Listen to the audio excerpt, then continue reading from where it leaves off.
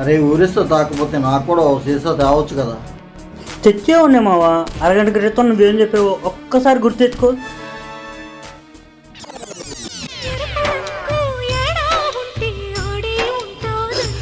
అరే సాయి, నీకు ఒక తీపి కవర్రా.